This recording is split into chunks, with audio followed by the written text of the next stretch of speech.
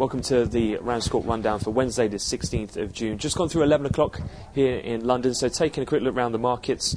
And we were off to quite a risk-averse start to the trading session, predominantly led by re-widening in the peripheral spreads, in particular that of Spain, where the Spanish Bund 10-year bond yield spread has yet again hit fresh euro lifetime wides. It's currently around 11 basis points wider for the session.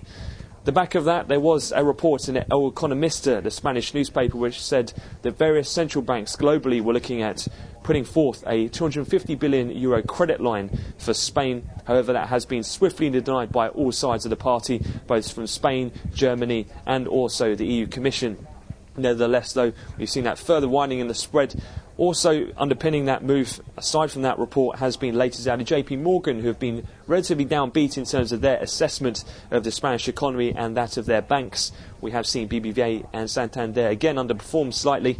They said that due to the market environment at the moment, that those banks in Spain may find it hard in terms of recapitalising themselves and funding going ahead.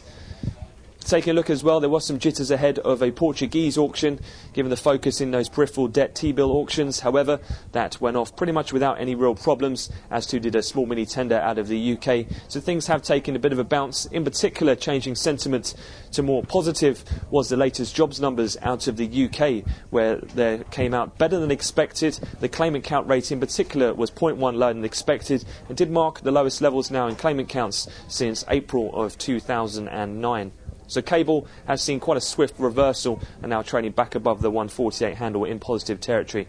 Looking forward, though, towards the rest of the session, a couple of things to come from the US. We'll have the weekly NBA mortgage apps at midday London time, so there'll be 6 in Chicago.